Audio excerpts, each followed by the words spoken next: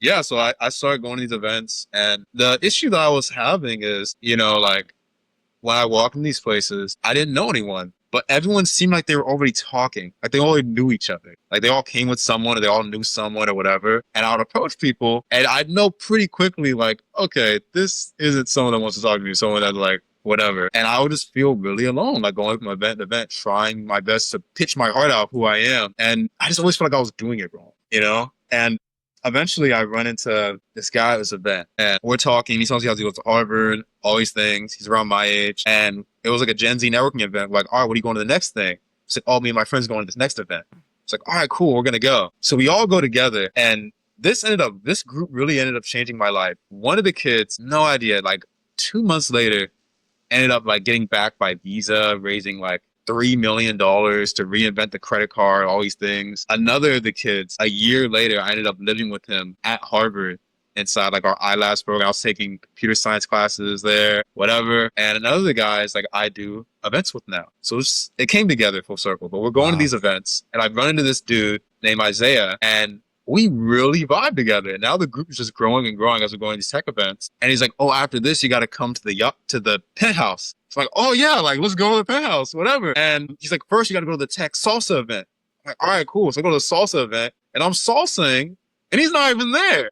So I'm there for like an hour just sweating, like, I don't know, he's not even there. So I was like, oh, I'm at the penthouse. I'm like, why didn't you just tell me to go to the penthouse? He's like, oh, it's not on the way. Whatever, right? So I go to the penthouse. I'm like, how am I going to get in? I'm like, I'm just going to tell him I'm Isaiah. So I just tell him I'm Isaiah. They're like, right this way. So I get to this penthouse. So he just snuck me into this penthouse party, right at this tech event. And they're all like, you got to come on the yacht.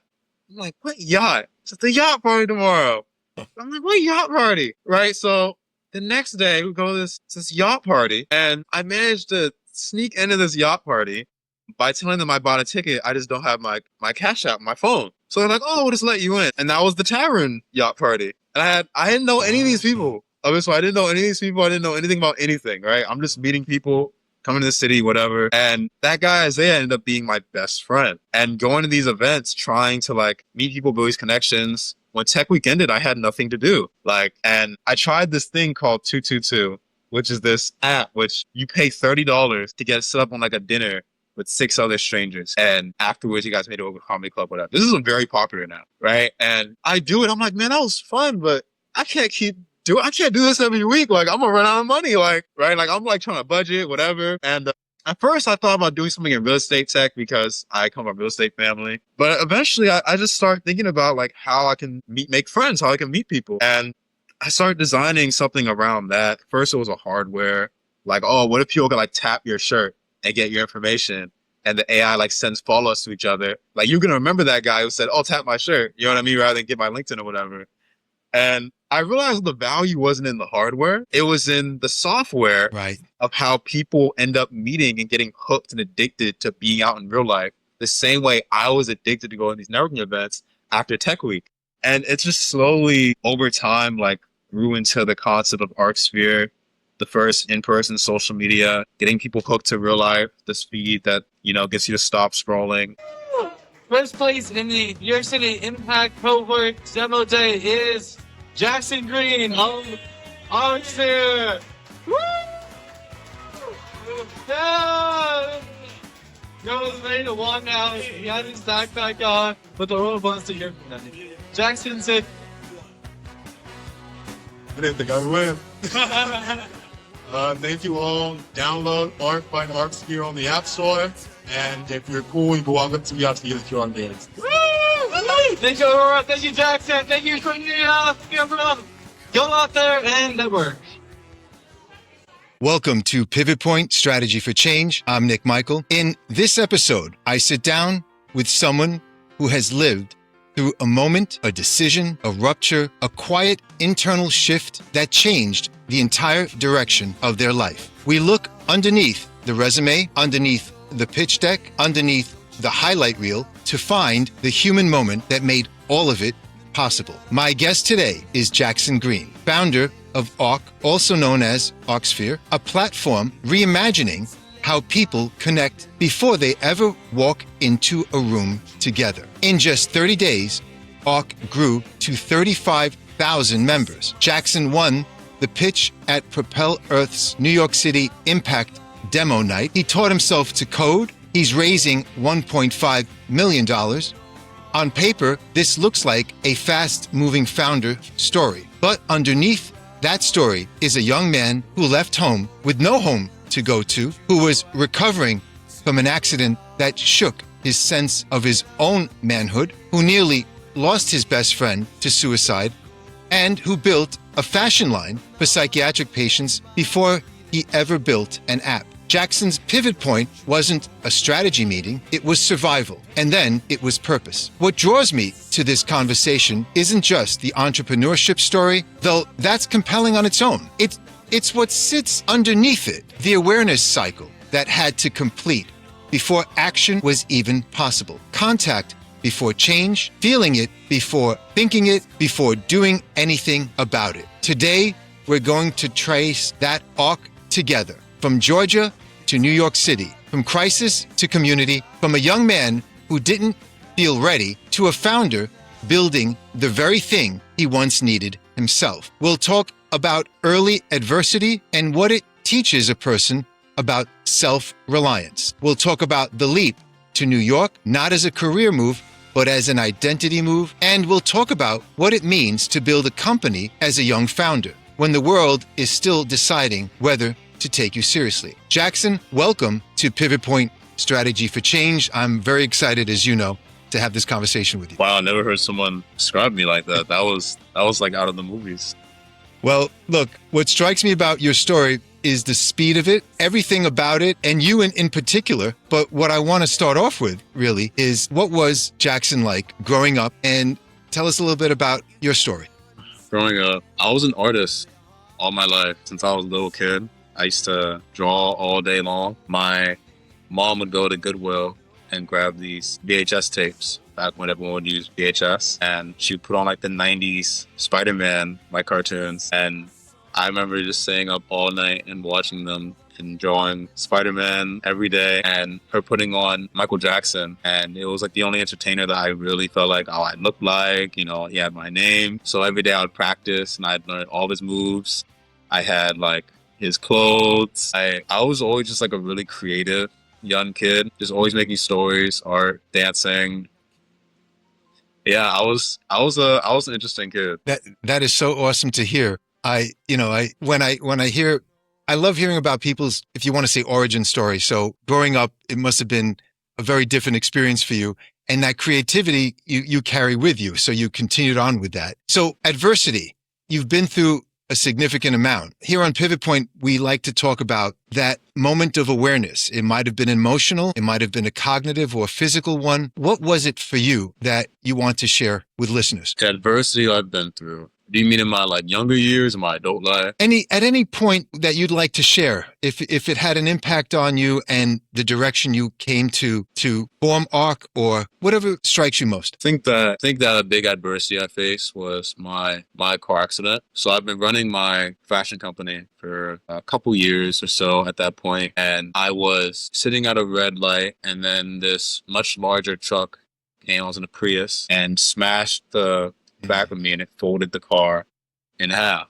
And at that point, I can't remember how many concussions I've had at that point, maybe 7. So that was a big moment in my life because I hadn't realized that I lost a lot of my memory. So I wasn't able to, without even realizing it, I really wasn't fully able.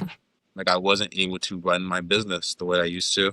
I didn't remember a lot of like people in my life. I remember this was a moment when I was like, I didn't realize how bad it was. I had an ex-girlfriend call me and she was upset with me about something. And I didn't even know who she was. I had barely even remembered her. And that was a big wake-up call because I had to sit down with my mom and be like, this woman called me, she said, and she was just like, you don't remember? Like, and so having to go through physical therapy, having to, like rebuild a lot of my mental again, that was a very difficult time doing that while trying to run a business. I can't imagine all this that you went through and how it shook you up. A lot of people who go through hardship early, either they armor up or open up. Which one did you do first, and how did that change over time? I think I armored up. Yeah, they got armored up because up until that point, I was also an MMA fighter. So I trained MMA for 5 or so years, and I was preparing to start actually competing. So I got in my accident, I couldn't fight anymore. But I was still, had that resilience of being a fighter. You don't really talk about things like that. I didn't feel like I was in an environment to really that facilitate those type of conversations. So I think I definitely internalized it. So it took me a long time to really make sense of how it affected me. And how many years ago are we talking about here? Maybe like 2 years.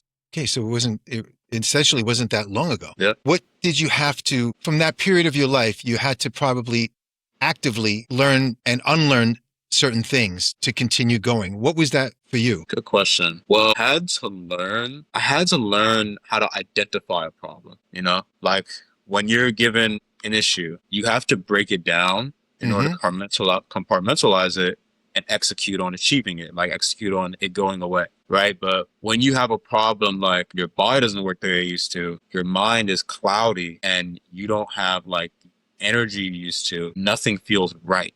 Like everything feels wrong. You can't think clearly. You can't move clearly. I had to learn to stop pushing myself as hard as I used to because I would crash. Like I couldn't work out the way I used to. I used to work out like twice a day. I used to fight every day. I literally couldn't fight. I couldn't lift weights. I had lost 10 pounds of muscle. I had to learn that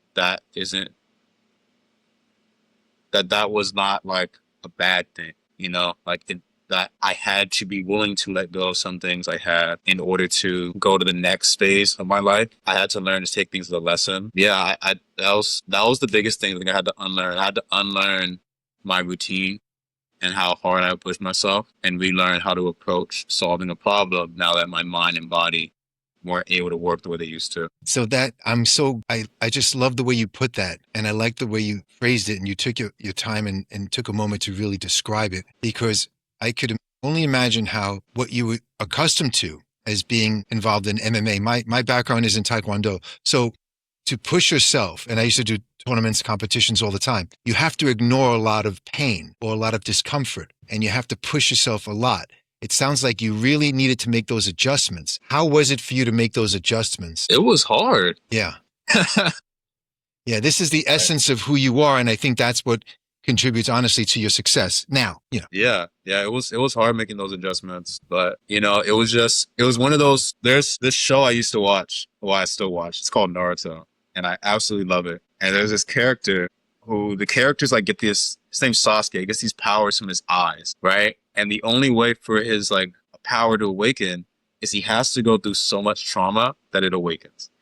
So all of his life he's training to defeat his brother. And as he comes to find out that the only way for his eyes to get to a certain level is he has to suffer. And it's everything else completely out of his control. He just has to suffer. And it's not until he loses his brother that they get the way that they need to be. And I really resonated with that story of, as a founder and even just as a young man, we try to like take so much control of our lives to get the results that we need. Because there's a lot of pressure to be a young man, to be a man at all. And as you know, as father, as someone that's starting their own business, as someone who's worked for many years to make yourself a man, the biggest requirement it took you to get there is you had to be willing to suffer.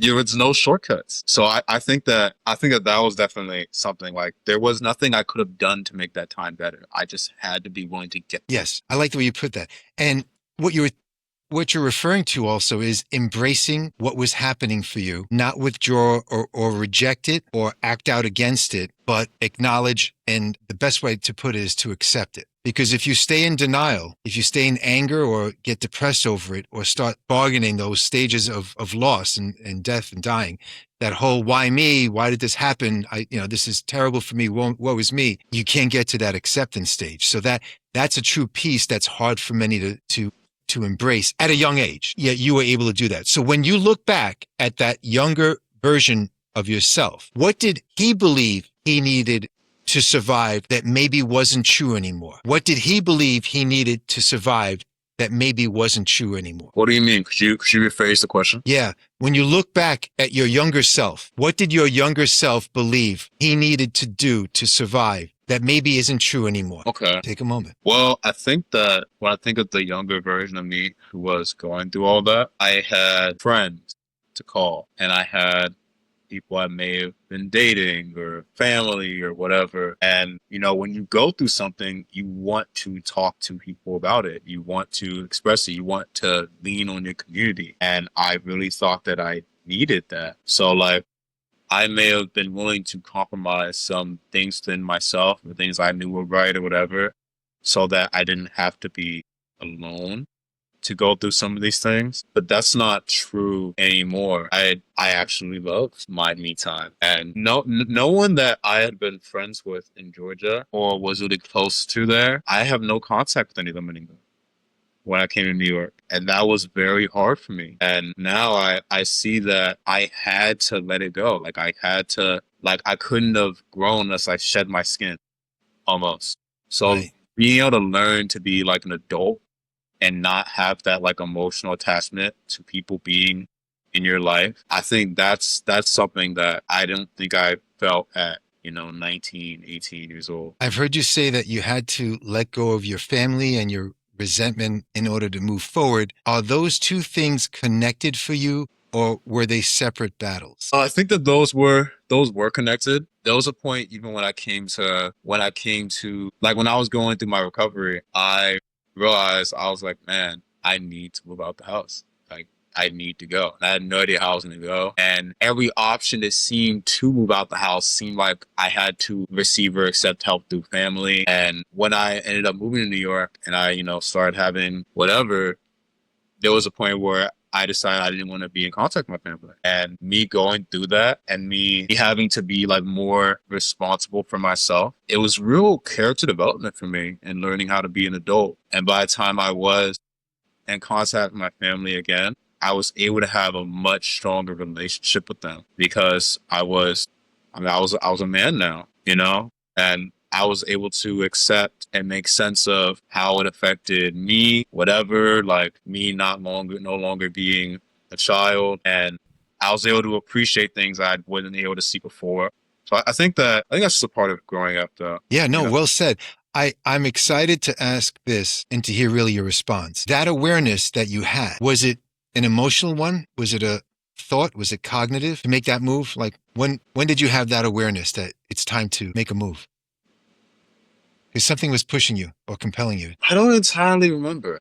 Even before you actually did it. See, the turning point usually occurs sometimes long before. You've decided it, and then your mind starts planning it. Do you mean when I decided it's time to leave home, like move to New York? Yeah. Okay. Sounds like that was a major turning point for you. I had a moment where I don't want to speak on it too in depth, but I remember I had shared something with a relative that had happened to me, and I really was hoping they'd be more empathetic towards that. And I realized that I really wasn't in where I belong. I needed to go. And when I came here just visiting New York, I had this very, very deep sequence of experiences. Before I came here, I had spoken for Berkshire Hathaway. So there's this nonprofit called Summit Counseling, and they were doing an event to help raise money for kids in recovery from like suicide, mental health, whatever. And they wanted a youth, ambassador to speak on the program. So I do it, whatever. It's in front of all these people. It's this whole gala, and I do it in this church. I come to find out before me, there was a man that was supposed to be a speaker, and he passed away. So at the end of the event, this one walks up to me and she grabs my face. She's like, "My husband would have loved you." And I'm like, in my head, I'm like, why is this lady touching me? Yeah, But yeah. I come to find out that she's like, I want you to be my family. I want you to be my son. I want you to come to our church. I come to find out after going to the church that was her husband who was supposed to speak, and I was speaking in his place. So I start going to their church. I'm not Christian or anything up to this point, and I'm going like every Sunday. And when my mom told me that she wanted me to come to New York to visit my sister, we come up here. And I really didn't want to go, but I felt like it'd be good for me to start traveling now that I was mostly recovered. And I remember I didn't want to break this habit I had of going to church every Sunday, even though I wasn't even Christian up to this point. So right behind the hotel is this spot called the Brooklyn Tabernacle, which I discovered is like the #1 choir in the country. It's like gorgeous church. And I go in there and it's thousands of not thousands, maybe like a couple thousand people all in this like relatively cramped environment. And, for that many people. And I remember the pastor asked everyone to come to the altar who needed someone to pray for them. And I just saw hundreds of people come to this altar and they're sobbing, like adults, grown men, like sobbing. There's this music playing and whatever. And I remember like closing my eyes and reaching my hand out and feeling like someone like hold my hand and speak to me. And when I opened my eyes, no one was there, but I heard them. And I never experienced something like that. And I took it as a sign. What they told me was to kill the boy and not be afraid, like to just have faith. So when I went back to the hotel, I made a pact with myself and God, and I told him I would take it as a sign. And I had hair this long at that point. I told him I would shave off all my hair. Tomorrow I would officially move to New York City and I was going to make a new life for myself. So I did that. I cut off all my hair. I didn't have somewhere to stay at that point. I slept at someone's floor and I get a call from a friendish back at home. And he told me he wasn't going to be able to come to New York for Tech Week. I was like, what's Tech Week? And he was like, you're telling me you just moved to New York the first day of New York Tech Week? You didn't even know? I said, no. So he sends me this event. I go and I don't have a great time. And I'm just walking around. I see balloons outside of this door. And I walk in, I'm like, what is this? They're like, oh, this is Robin Hood Ventures. It's a tech event for founders with no tech experience. And I'm like, oh, like, what's that? And they send me this list. I'm like, what's this list? Like, oh, it's a list of all the Tech Week events. So I go, and it just opened my mind to a whole new world. I knew nothing about, like software. I knew nothing about venture capital. I knew nothing about anything, right? Like, I was like almost hooked. Like, so I started trying to go to all these events to meet people, whatever. And I had a really hard time. Like, I didn't know anyone. Everyone used LinkedIn. I had no LinkedIn. We used Instagram or your number in the South. And just like going through that experience was just a big shift for me. I'm sorry. I think I forgot your question. No, you're right on target. This is it. I'm just struck by the whole progression. And I know you weren't thinking about saying any of this, but this is where we're going. And this is where I want to continue. Go ahead. Yeah, so I started going to these events, and the issue that I was having is, like when I walked in these places, I didn't know anyone, but everyone seemed like they were already talking. Like they already knew each other. Like they all came with someone or they all knew someone or whatever. And I would approach people and I'd know pretty quickly, like, okay, this isn't someone that wants to talk to me, someone that like, whatever. And I would just feel really alone, like going from event to event, trying my best to pitch my heart out who I am. And I just always felt like I was doing it wrong, And eventually I run into this guy at this event and we're talking. He tells me how to go to Harvard, all these things. He's around my age. And it was like a Gen Z networking event. Like, all right, what are you going to the next thing? I said, oh, me and my friends are going to this next event. It's like, all right, cool. We're going to go. So we all go together. And this group really ended up changing my life. One of the kids, no idea, like 2 months later, ended up like getting backed by Visa, raising like $3 million to reinvent the credit card, all these things. Another of the kids, a year later, I ended up living with him at Harvard inside like our iLabs program. I was taking computer science classes there, whatever. And another of the guys, like I do events with now. So it came together full circle. But we're going to these events and I run into this dude named Isaiah and we really vibe together. And now the group is just growing and growing as we're going to these tech events. And he's like, oh, after this, you got to come to the penthouse. It's like, oh yeah, like let's go to the penthouse, whatever. And he's like, first you got to go to the tech salsa event.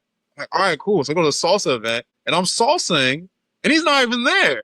So I'm there for like an hour just sweating, like, I don't know, and he's not even there. So I was like, oh, I'm at the penthouse. I'm like, why didn't you just tell me to go to the penthouse? He's like, oh, it's not on the way. Whatever, right? So I go to the penthouse. I'm like, how am I going to get in? I'm like, I'm just going to tell him I'm Isaiah. So I just tell him I'm Isaiah. They're like, right this way. So I get to this penthouse. So he just snuck me into this penthouse party.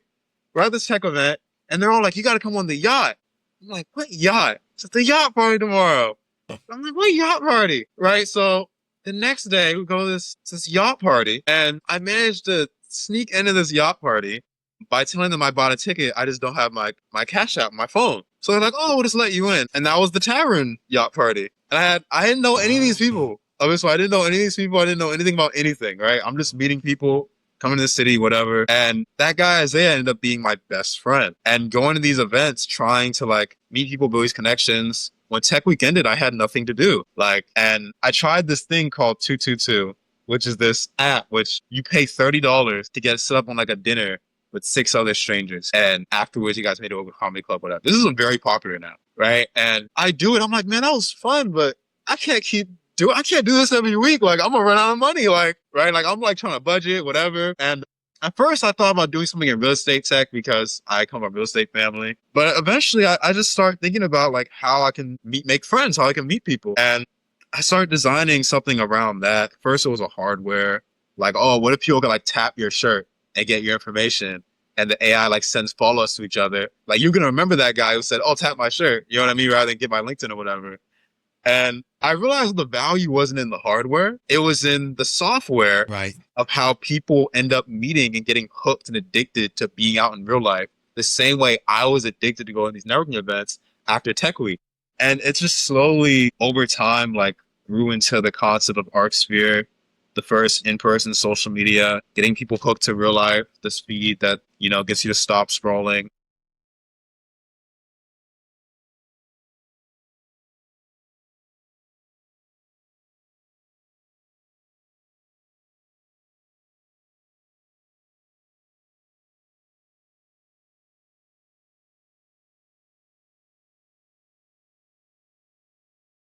And I can go on forever about that whole year, what it took to get here. But I think that I answered your question. I don't really remember. No, you brought us exactly to where I was going to bring us, but you brought us there, which is the best part about all of this, because my question was eventually going to be, tell us about ARK and what inspired you and your experience in the way that you had it. It accompanied Tech Week, and then you took that to the next level, and you had that emotion about feeling pretty much left out or not fully in touch and in tune with people. I heard you speak about this before, but tell us a little bit about what inspired you then to do the app that you have now, which is amazing. So from my background working in like fashion, I had already like worked around people's mental health.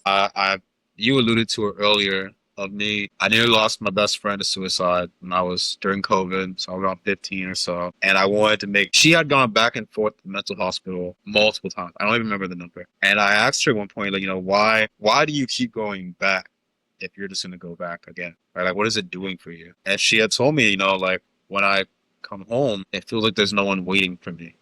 Like, there's no community for me. There's no place for people like me. And that really struck something in me. So I started designing clothes and collections around like telling the stories of myself and kids like me that were going through COVID and dealing with depression. And, I wanted to create a community of people like this. So I called the company Born of It. And I did it for many years. And I did this event at this mental health organization where the guy had told me that there was a patient of his who had come to one of our events, and they had met their best friend, and they've been so much more optimistic about life. And he had told me something about how every day it feels like we're trying to be sold something. But if you could make something like what you're doing, that's not a product, but helps people find their people in a world where everyone's trying to sell you product, I think that you'd really, for one, you'd be a billionaire. But I think that you'd really change the world. And I really sat with me. And when I'd come to New York and I went through this whole problem, I was like, wow, like, what if this is all just like coming full circle? So after Tech Week, I had noticed that all the restaurants were getting all this business. They flagged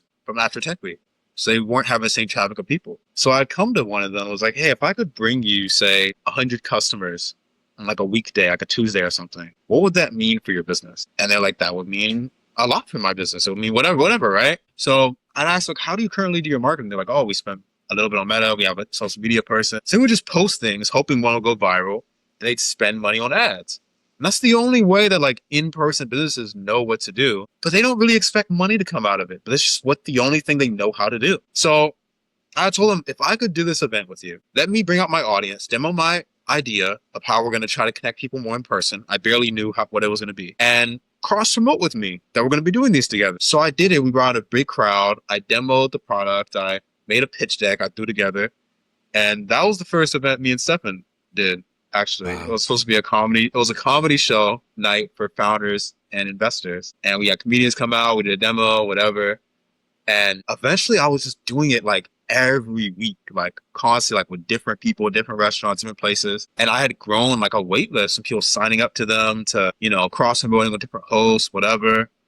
And during that time, I had a developer who, I'm not going to say who they are, but they essentially left the business or had to leave the business. And I had to make a decision to either go home and stop because the time I would visit home for Christmas and just, do a normal life. I wasn't going to really see this through. So I made the tough call to let go of that developer and teach myself how to code. That I was going to come back. I didn't know where I was going to live. I didn't have much. I was going to come back and I was going to somehow make this work. And I did that. And I started working on a side project. I was doing like a legal tech job. I started working on a side project around that.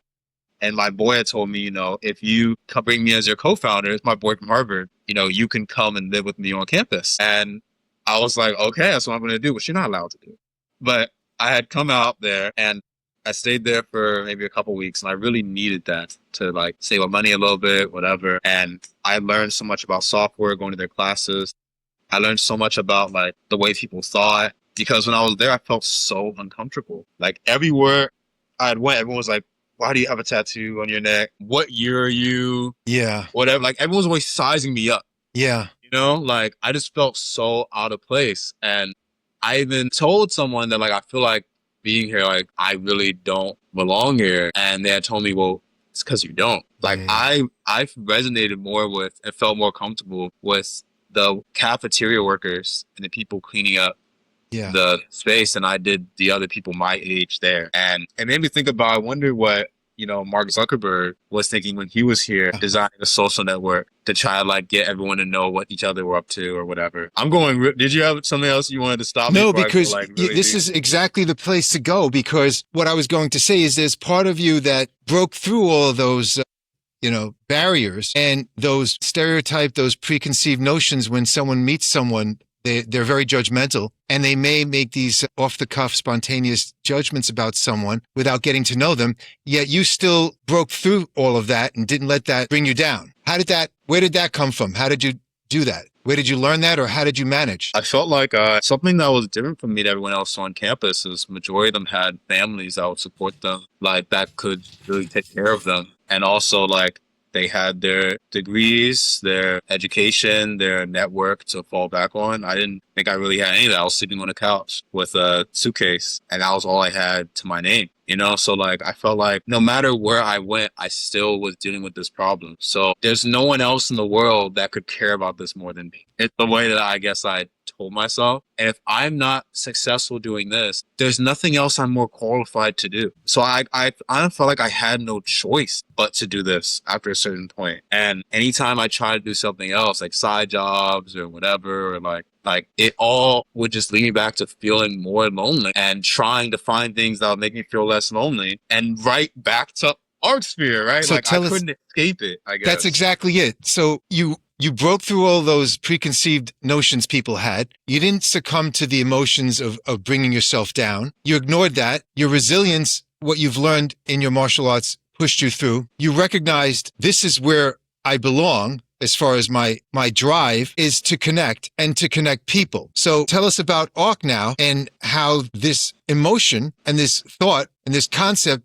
all came together to where you are now with ARK. Well, I really had to think about like the things that I wanted to see in the world that would have made me want to get out the house and meet people. And thinking about things like sometimes I want to go to events, but I don't have anyone to go with, so I'm not going to go. Or sometimes I think something could be interesting, but if I don't see what it's like before I get there, I'm not going to take the chance and go an hour into the city or whatever, or pay for a ticket especially. So I thought about how could I solve for those things. So I made scenes to where users can see a video of what the experience can be like before they arrive. And when you're joining, you're not just an attendee, you're joining a circle of people. Like you're joining a group, you're going to get notified about if someone accomplishes something, like someone's pregnant, if someone like just got a new job, you can chat with people before you go. Like you're joining a community whenever you join a scene off of ARK. And there was even a point where I had nowhere to live in New York, and I had to call a shelter to see if I had somewhere I could go. And I remember when I was on the phone, they were like, how can I help you, caller? I was like, well, I'm going to this and that. Okay, caller, how urgent are you for housing? And I remember being so stressed already. And I got so upset. I told them my name is Jackson. I was just so annoyed them calling me caller. And they were like, that's understandable, but we are trained to not call or ask for the name of the young people who position us. And that really resonated with me. And I was like, when I build ARK, I don't want people to see companies and businesses that are having these events or whatever. I want them to see they're joining Nik, or they're joining Jackson, Right. or they're joining Isabella. And when you arrive, people know who you are. Like, that was what I really wanted to solve for. Like, people really being able to autonomously, no matter where they move in the world, what they do, where they're at in life, there's always a place for them. And that's an innate human problem that I think exists across any generation. So that was my mentality when building the platform, when teaching myself software, and like focusing on making it as seamless as possible for people to be able to do that. And by the time I eventually built the app and launched it, yes, we had a lot of people like signing up and using it. But I noticed that I didn't realize that what I was really building was a marketplace. Like, it was supply and demand. People were doing live experiences, people were joining live experiences. So I had a bunch of demand, and I had like 5 suppliers. I had thousands of people in like a few events, like people to join. And most of it was just me and my friends. So it was just me and my friends hanging out and like strangers coming out. But people would churn after like the first like few weeks because there wasn't anything for them to do.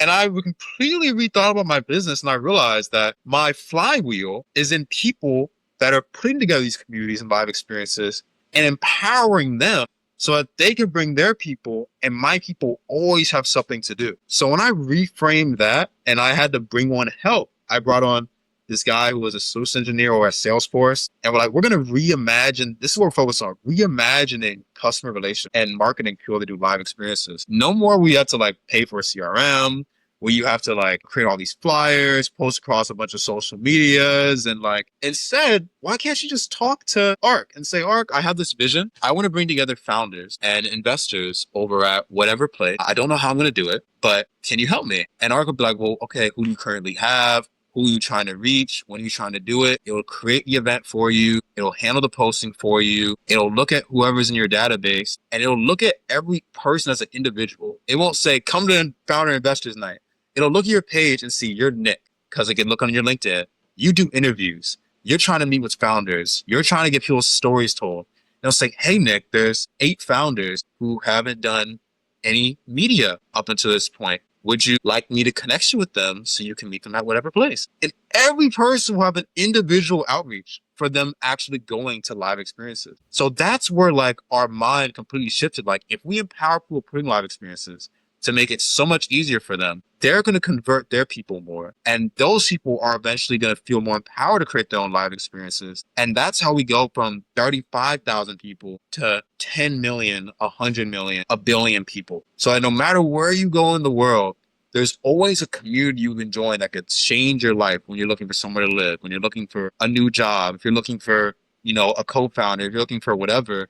Because those are all the things that kept me in New York when I had no way to stay. It was the people I would meet. So it's something that is so useful that it just solves your people problem. Does that answer your question? It completely does. And to the fullest extent. And this is where this is where the work I do really comes alive. Somebody asked me recently, how do you know you had a good interview? When I get this great emotional, warm feeling, listening to someone describe exactly what they're passionate about, like you have just now, about the work you're doing and how your personal experience translated into a professional one.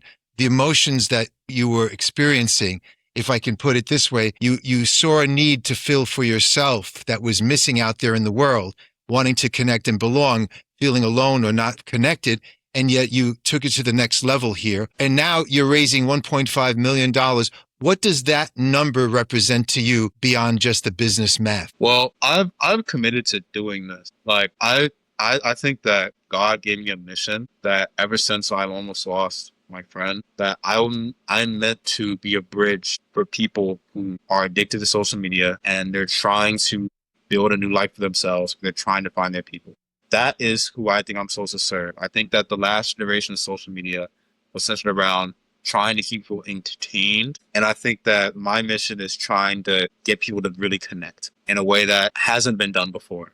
And I think that I'm going to be spending the next 20 years plus of my life doing that. So what the 1.5 million does is it just empowers us to do it faster and stronger.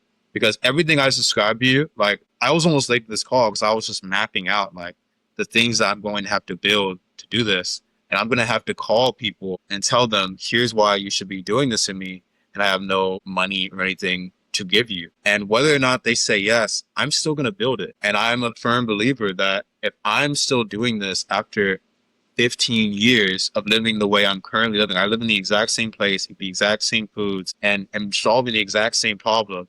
By the time that time has passed, whoever was even thinking about competing with me would have already sold their businesses or would have gave up. And I would have had 15 years worth of software and community to completely beat them out. The 1.5 million helps cut that 15 years to a year or to 6 months or to 4 months. So I can just go to the next level. We're already at like a third of 100,000 people. With the right gasoline on my fire, I can build everything I'm talking about in weeks rather than in a year or in 6 months or whatever. And I can be the first person to really build the first in-person social media in a market that no one really sees how large it is. Impressive. Very impressive. What's it like for you now to be speaking with others who may be older than you, different background, and really working towards reaching your goal? How do you view yourself now, and how do you approach that? Well, when it comes to, I think it's two angles with that, right? When it comes to talking to someone about, let's say, collaboration, like I'm talking to an engineer, I stopped trying to present it as this big opportunity. And I started telling them how this is what I'm working on. And this is why it's really hard. This is why it is like so hard to do, because we have to do this. We have to do that. Right. Then we have to do this. And it's hard for someone to create this because of this and that. And you have to retrain hosts on thinking about flyers, on thinking about creating videos. You have to think of like content creators. And you have to build an AI that learns them and understands them more than anyone else like in the space. You have to get them to understand it from an email to pull from their LinkedIn, from, pull from the things they like to search, or things from whatever that is all public information, and then get it to understand you the more that you talk to it. And then you have to also go to users and say, this is the best way to discover people. And like, I started telling them how hard it was so I can weed out all the people who aren't even going to try. Well done. Because the way I believe is that I actually learned from the guy, what's his name? He started like this fast food chain. It's like a chicken chain, Cane's. He said that people kept asking him about how he handled franchising. He said, I stopped trying to present the opportunity and I started telling people how hard it was to make money. And it almost, the right person took that as a challenge. And they're like, this is what I'm looking for. I'm looking to be a millionaire and I'm willing to do this.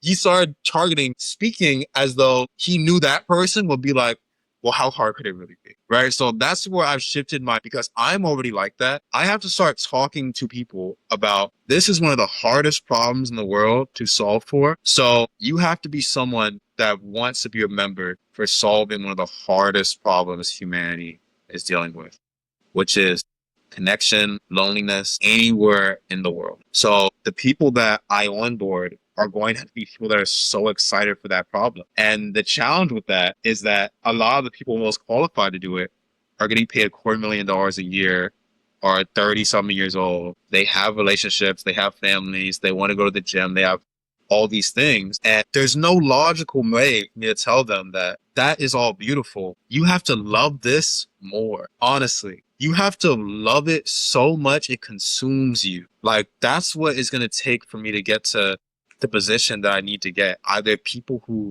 that see that and they believe that so much that solving for loneliness will be their legacy. Like, that's the way that I've learned to start speaking to people. And I've been attracting higher talent and quality people ever since that went into my team.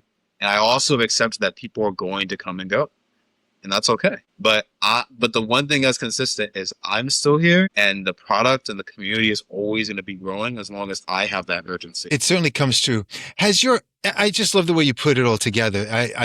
You're really nailing all the points that I wanted to cover, and your enthusiasm and your passion, your excitement really comes through, and it's so impressive. I appreciate that. Has your age ever worked in your favor? A moment where being young actually gave you the advantage? Yes and I don't know. Because I remember when I first started my fashion company, I was standing outside 3 days a week, 12 hours a day to sell clothes. And I had to figure out how I was going to sell these t-shirts. My logo says one other on them. So instead of telling people that, oh, you should buy my t-shirt, it's great quality, whatever, I would say, you should check out my brand. I'm a 17-year-old fashion designer. Walking down the street, so they'd be like, They look behind me and I see my name is Jackson Greene. I'm a 17-year-old fashion designer. I make clothes to empower young people with their mental health. It's for people that are different, for people that don't feel supported by their own communities, people who don't have an environment to support them. That's why I call it Born of It. And that's what I would sell them. I'd sell them on there's a lot of young people who battle this every day, and I'm an advocate for that. So they would be buying into that movement. They weren't buying the shirts, right? So, some of me doing that is what helped afford me to take that risk to come in here. I don't know if that's saying forward, but it helped me have some money to actually take that risk. And even now, like when I talk to people, they definitely look at me different because of my age. Because most people are scared and they want to look towards a leader, and to look to someone half their age, like, makes them very nervous and anxious, right? But in some cases, I think even talking to people and say, hey, like, I want some advice, or I want to learn something, or can you give me some feedback on this? I don't know if they would have done the same thing if I was 30 or whatever, or 40. So I really don't know how much it's helped me outside of like what I spoke on, but there are definitely moments that I can think of that my ability to tell my story about who I am, I think, is what really afforded me. Maybe when I'm older, I can tell you like the difference it is. But I think even if I was like 30 or 40 something years old, like it would just be something else that would give me my edge, whether it's my experience to why they want to talk to me, or it's because like I remind them of maybe they didn't have like an older figure in their life that actually wants to sit down with them and talk to them. So I think I just would have found something else to leverage. Right. Because I want to compliment you as a young person coming from a place where you had a lot of adversity and a lot of struggles, and you have a lot of empathy. You care significantly for those who are experiencing a level of depression or loneliness or even anxiety or some fears or some worries. You've broken through some of those issues that you might have experienced. And without even going into detail, it just, the way you described everything really helps paint a picture of where you've come from. And you've endured all that. And the training you've had, it seems, in your MMA training really has had an impact on you. And of course, where you grew up. And, many people might not have taken that leap to leave the comfort of home. Even if it was as uncomfortable as it is, many people stay. And many young people, as you know, I've been doing a focus on Gen Z and the struggles that they're having to launch, to find work, to get into college, to find a career. They tackle a lot of the issues and stereotypes. So I was going to ask you if you had a moment to think about, if you can take a look at, I was going to pull something up. Maybe you can tell us whether or not you believe some of these perceptions are true of Gen Z, because really many, Gen Z are likely to hold back and not be proactive, may not, take the next step. There's a lot of stereotypes. I'm wondering if you notice any of these and if these ring true. Or can't handle feedback, no professional communication, phone dependent, needs constant validation, job hops under pressure, too easily offended, brings parents to interviews, tech savvy, people incompetent, only works for causes they believe in, the big one, which is lazy, doesn't want to pay their dues, work-life balance obsessed, entitled too early, lacks resilience, over-dependence on validation. I'll leave it up. Honestly, like, I feel like I see this with most people I talk to. So I think that, like, yes, this is definitely something that, like, traits that exist in my generation. Right. But I honestly see them just as often with, Right. I might see them more with adults. I mean, not bringing parents to interviews. I've never seen someone do that. But I think most of these things are just all related in fear. Like, even the only wanting to work for causes you believe in, like, a lot of that is just rooted in wanting to feel, like, safe in your identity. And I know a lot of people that are in their 30s that only want to work for companies but they don't have to worry are going to get shut out of business, because then they could say like, oh, I work for JP Morgan, I work for whatever, I work for this. Like, I honestly think these are just innate human traits, and it's just within our nature to compare different age groups or whatever people. I don't necessarily think it's a my generation thing. I do think my generation has a lot more anxiety than previous generations around like their future and around their career options. But also people my age, I think they actually want to have jobs and they want to work and they want to get their lives better. And they have a hard time, especially within New York City, like finding positions that will take them since it is such a competitive market. And even inside software, like it's a lot harder to get a position with like the different like AI, vibe coding tools. Coming like a entry level engineer is very rare now. Even my friend over at Harvard, he's like, I'm looking for a job. I was like, you can't get a job? Couldn't even get an internship. I was very, very shocked by that. Like, I think that it's less so like them being competent. I think it's more so everyone is just afraid to put faith in other people. So if I have to put faith inside a 21-year-old, you can imagine like how that just makes things even harder. I don't think it's necessarily a my generation or your generational thing. I think people are just so scared in this AI era, to be honest. No, well said. I'm curious about anything further you can mention about the impact of AI now that on the perception that young people have, because you hear when professors and keynote speakers mention AI, you get a roar of boos. There's a level of fear over it. There's a level of embracing it to use it for yourself, but then there's the fear of displacing entry-level workers. Anything further you notice about AI and Gen Z and the impact it's had? Well, I definitely see there's a big like dependence on people talking to their agents around like the decisions they need to make. Like I remember I had a friend of mine and he would talk to ChatGPT like it was his friend. He used to joke that ChatGPT is his real girlfriend and he had a girlfriend.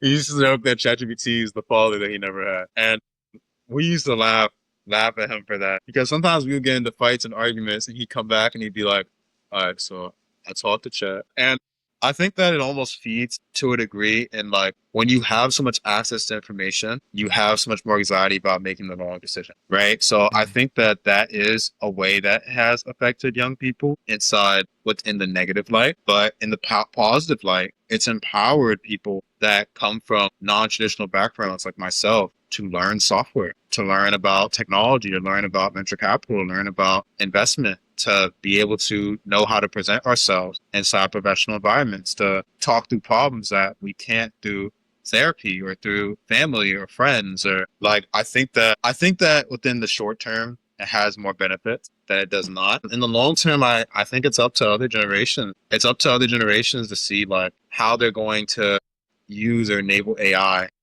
to be able to like live really. But within like over the next 5 to 10 years, even 20 years, I think that artificial intelligence is going to be a big way in how people allow themselves to make money and find opportunity. And I do think that it enables you to have to be more intelligent about how you produce money, right? So for example, right, an entry-level job of me being a front-end engineer would be a lot harder to get now with AI. Right. However, if I decide that I'm going to build software to help moving companies, for example, get more referrals through real estate agents, and those agents are going to get a percent of whatever it closes from those said referrals by making a social network for real estate agents and vendors to connect. Like the same amount of time I would have spent at that job, I put into that product, and the return I'd get from doing a good job isn't remotely close to the return I'd get doing a good job of that job. So I think that with the more access technology, it's going to enable people to have more opportunity if they're willing to rise to the challenge. So I don't know if it's great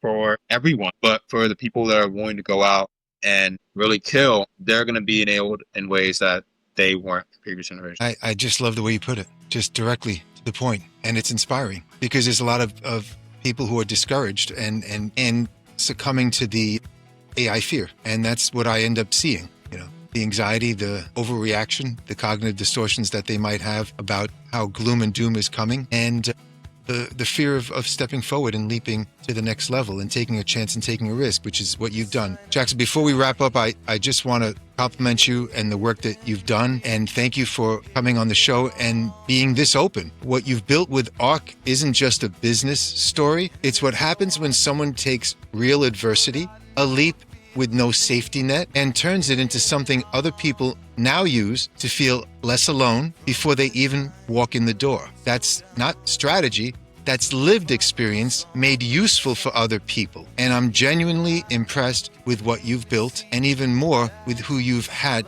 to become to build it, because that's the real story. The awareness that you've developed and the experiences you've had, the challenges that you've just broken through and didn't let things stop you. As a young person, as someone who's didn't have the amount of experience, but the drive is what I want to emphasize, which is so impressive. And I know your story is going to be and is really an inspirational one, but it's going to be, I'm sure, really inspiring for many listeners. So I want to shout out my mother and my sister. So I definitely wouldn't be there without them. But in particular, my mom. I did MMA, but I really got my work ethic, my percent to my mother. She was a single mother. She raised the two of us, and she worked like a dog. I remember when I was a kid, she would drive Uber, she would do DoorDash, she would do Instacart, she would do Amazon, she would sell real estate, she'd work like home, like customer service jobs. And I remember she got so sick one time, she had to go to the hospital overworking. And when I was a kid, she used to drive around these wealthy people neighborhoods, and she would say like, this is going to be your house one day, and you're going to buy me a Porsche, and you're going to do this, you're going to do that. Oh, nice. And she used to work for people like Steve Harvey and like other celebrities, like doing whatever work at jobs that she got paid less to do. But she would tell me she took those jobs over other jobs because she wanted to learn from them how to run a business so she could teach it to me. So she would tell me this at like 3 years old, 4 years old, 2 years old, whatever. And I think that that's where I really like, ever since I was a little boy, like I'd always been drawing, I'd always been working all-nighters. Like I always felt like I was like, this is who I was supposed to be. So I have to acknowledge her for that. And even my sister, like when I came to New York, there was a point I had like nowhere to stay. And even though like we had at the time going back and forth our relationship, her like allowing me to stay on her couch for the time she did, like that really saved me. And a big part of my journey, what pushes me, like, yes, I love to save the world. Yes, I love all these things. But like when I'm up at 4, 5 in the morning trying to fix this bug or like ship this feature in 2 weeks, and my AI is telling me it's going to take me 4 months, it's not because I'm thinking about saving the world. It's because I don't want to be a loser. And I've gone so far and invested so much to where there's no world where this doesn't work. It's just I already made my mind. So for anyone out there that may feel like they need this big motivation or this big calling in order for them to build a life that they want, you just have to want it so badly that you're willing to sacrifice everything. And that's the way that I live my life. But I wouldn't have been able to do it the level I am if I didn't learn all that from my mother, who now I have a really good relationship with, and if my sister didn't take that leap in allowing me into her couch. I'm so glad you included them in the closing remarks. It certainly shows it's been in you and a part of you, and you're living and you're continuing to do the work that your mother was inspiring you to do, and you found your path, which is the most difficult thing for many young people to find, which for me, it's really gratifying to hear stories like yours. And I knew when I had first met you that you had a real strong story that you would really be inspiring for others to hear. So I want to thank you again for speaking. And I'm looking forward to at some point down the road, when other things come up, I will be contacting you, and I look forward to including you in other things that I'm looking towards doing. And I will certainly be inviting you. Yes, let's do this again when I'm much more successful. Yeah. Well, it might that be was the only thing that made me hesitant to do the interview. I was like, man, like let me get rich before I start doing interviews. Like that's like. And I know it will be, and maybe it'll be only in a short time. It could be even shorter time than you imagined. So think about that. Think about how quickly you've reached this point in such a short time.